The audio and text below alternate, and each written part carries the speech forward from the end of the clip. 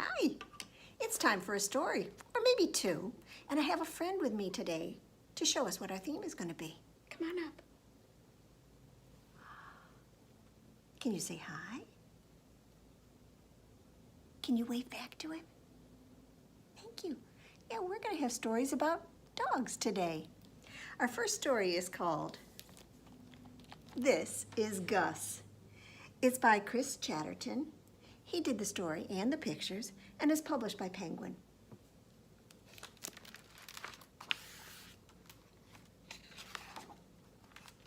This is Gus. Gus doesn't like much of anything. Gus doesn't like being petted.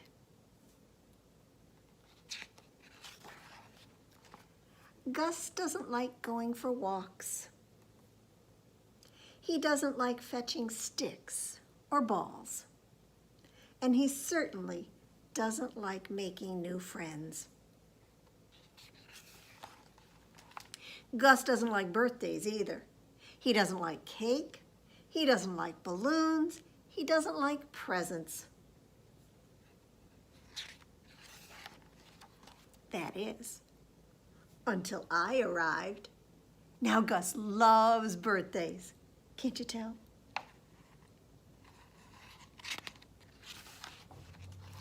He likes bath time. He likes hide and seek. And he really likes hugs. Almost as much as he likes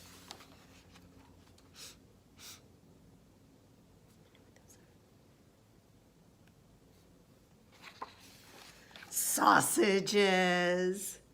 Oh, look at his eyes. He likes the smell of sausages.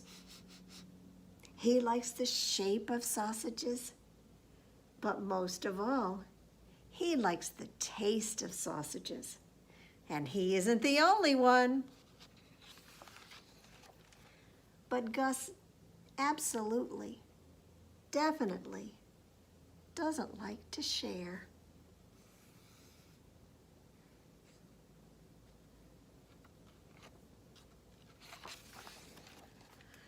Sometimes I think Gus doesn't like anything except sausages.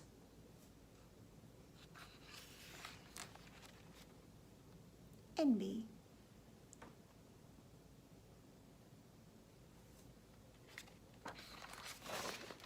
And look at the end papers. Look at all those sausages. I don't even think I could count how many are there. But I'm wondering if you can count maybe 5 of your own. Can you show me? 1, 2, 3, 4, 5. And you know what? I'm going to ask you to make them, right? Hot dogs. And get your pan ready. I've got 5 little hot dogs. They're cooking in the pan. The grease got hot and one went bam. So fold one down. 4 little hot dogs are cooking in the pan. The grease got hot and one went bam.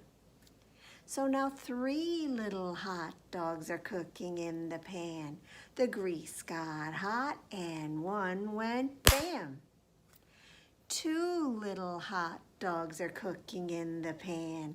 The grease got hot and one went bam. So 1 little hot dog is cooking in the pan. The grease got hot and the one went bam. So now no little hot dogs are cooking in the pan. The grease got hot and the pan went bam. All right, so let's have another dog story.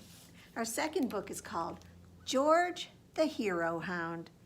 It's by Jeffrey Ebler, and it's published by 2 Lions. They almost look the same, don't they? There's George, and there's Gus. I wonder if they could be friends.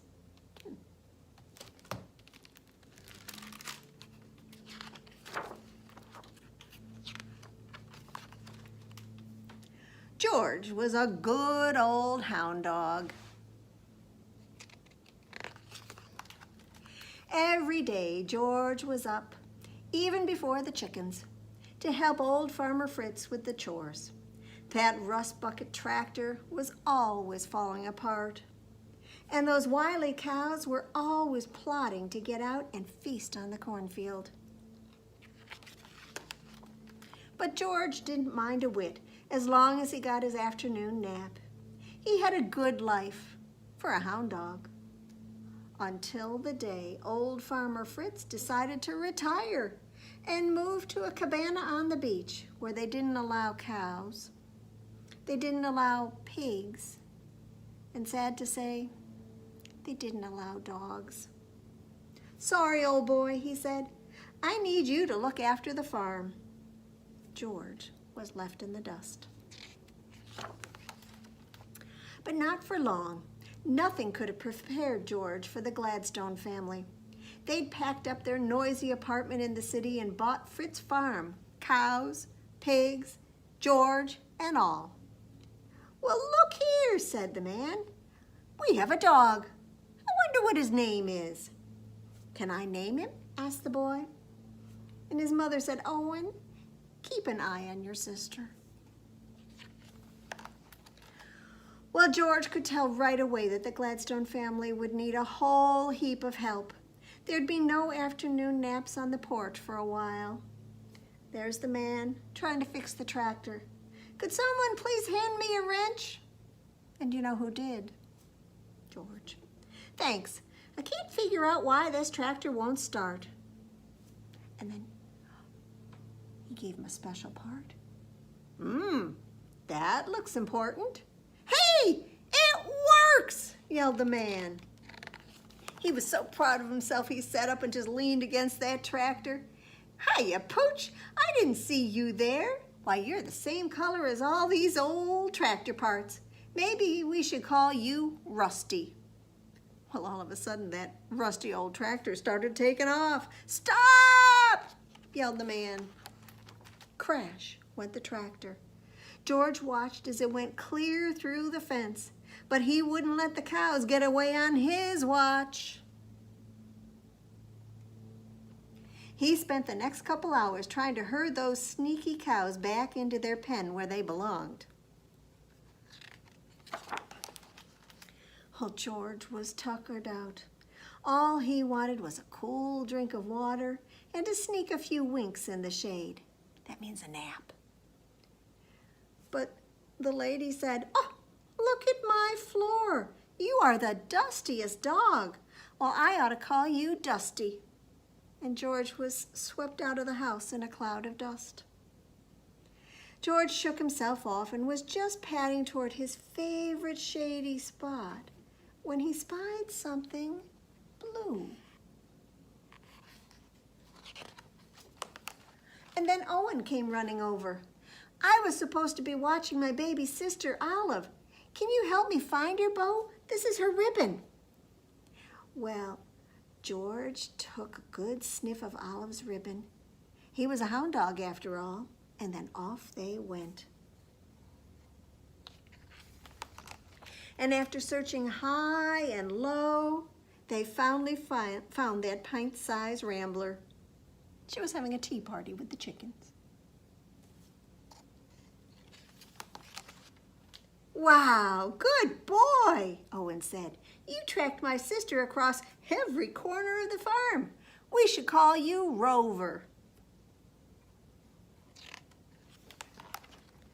Well, George had saved the day, and as he trotted back home, George was sure he would finally, definitely get his well-deserved nap.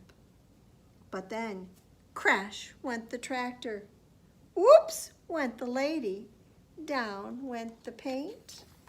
Splat right on the dog.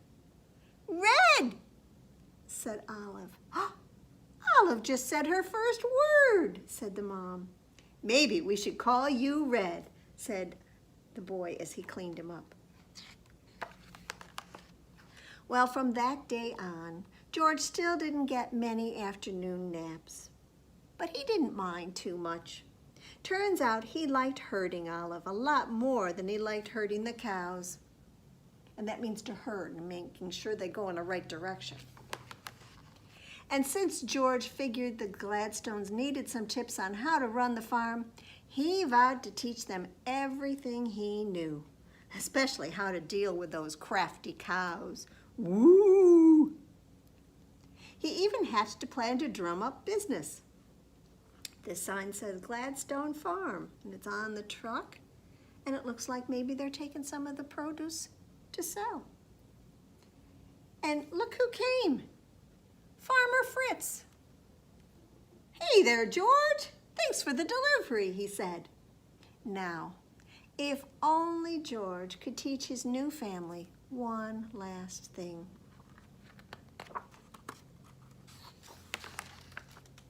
His name. You see his house? It has all the other names they had for him, like Rusty and Dusty and Rover and Red. I don't know if he really will care, as long as they just love him. So those are our stories, all about dogs. If you have a dog at home, make sure you give him a pat on the head and let him know how much you love him. We'll see you again next time it's time for a story. See you later. Oh, did you want to say goodbye too? He did. Come on up. Okay, say goodbye.